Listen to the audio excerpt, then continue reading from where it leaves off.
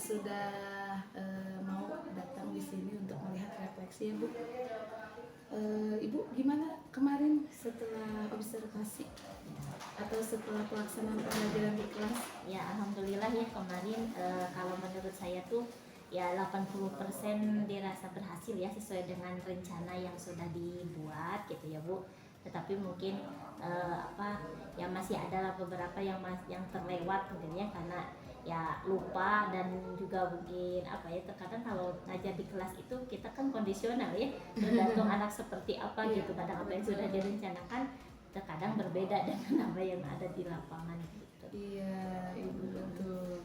Menurut Ibu sendiri Bu, ketika penerapan kemarin pembelajaran berdiferensiasi, kondisi pembelajaran dan juga anak-anak seperti apa?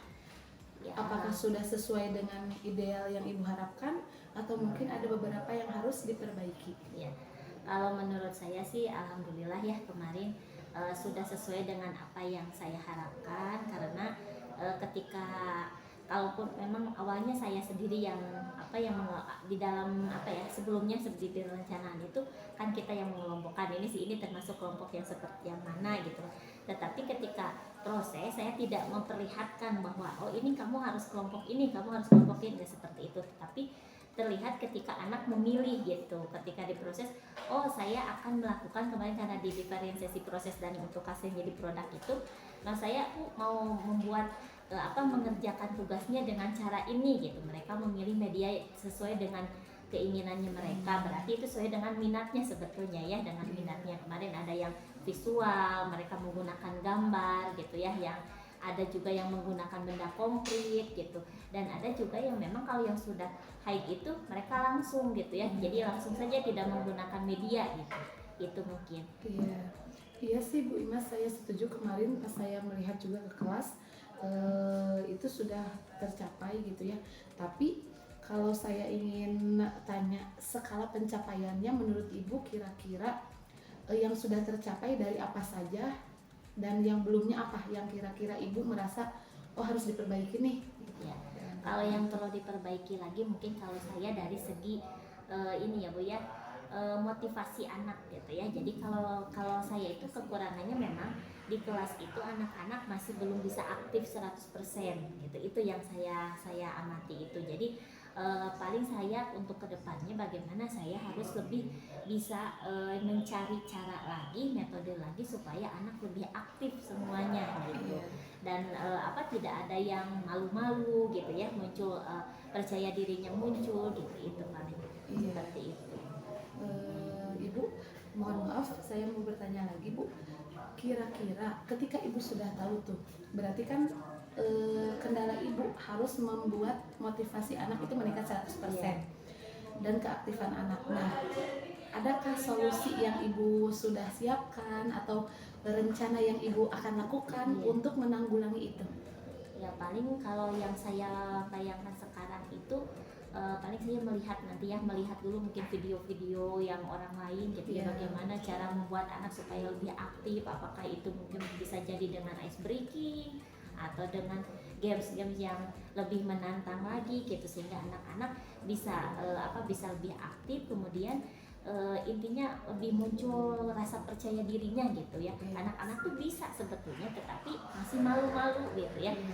Itu ya setidaknya saya juga mungkin nanti sharing dengan teman sejawat gitu ya, dengan ibu-ibu yang dengan teman-teman yang sudah senior mungkin ya, lebih banyak pengalamannya, atau dengan Bu Aam juga bisa jadi saya sharing dengan Bu Aam ya, nanti kita masukkan dari Bu Aam gitu. Iya, kemarin ya sudah, berarti kan Ibu sudah tahu nih apa yang harus diperbaiki, kemudian solusinya juga nanti, dan rencana sudah tadi ya dijabarkan. Kira-kira Bu, dari percakapan kita hari ini, dari refleksi dari pembelajaran Ibu kemarin, apa sih yang bisa Ibu simpulkan dari percakapan kita hari ini? Ya, alhamdulillah menurut saya gitu ya, jadi ada semacam penguatan juga gitu ya. Setelah kita adakan percakapan, saya juga bisa melihat, merefleksi kekurangan atau masalah apa yang saya hadapi dan apa juga yang perlu saya kembangkan ke depannya. Dan alhamdulillah tadi juga ketika saya diingatkan oh apa kendalanya, apa masalahnya, otomatis harus ada solusinya, dan alhamdulillah sekarang udah tergambar ya solusinya untuk nanti apa yang harus dikembangkan lagi supaya lebih baik lagi ke depannya gitu. Iya.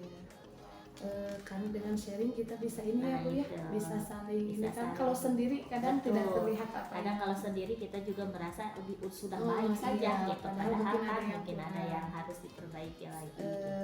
Satu lagi ya Bu, kira-kira sebagai umpan balik nih, apa sih yang dirasakan saat ketika Ibu melakukan coaching bersama coach gitu? Ya. Apa yang dirasakan oleh Ibu? Alhamdulillah menurut saya Jadi saya lebih senang ya dengan coaching ini. Karena apa? Karena selain saya juga bisa terbuka pengetahuan saya, kemudian apa yang saya alami juga bisa merefleksi diri saya. Kemudian saya pun bisa berlatih untuk bagaimana mencari solusi sendiri gitu ya. Jadi tidak tergantung sama orang lain juga gitu. Nah itu dengan adanya coaching seperti itu. Dan alhamdulillah juga dengan adanya coaching saya pun tidak merasa saya dipojokkan gitu, merasa saya tuh disalahkan gitu kan ya. Seperti itu mungkin ya Bu, lebihnya seperti itu. Ya, terima kasih ya Bu Imas dan juga Ibu Neni sebagai pengajar praktik di sini. Ya sebenarnya itulah kenapa coaching sangat perlu dalam supervisi akademik gitu ya. Karena memang dengan coaching kita kan bisa menemukan solusi yang benar-benar itu tergali dari guru itu sendiri. Ya, terima kasih atas waktunya Bu Imas dan juga Ibu Neni. Semoga kita sukses dan ya, amin.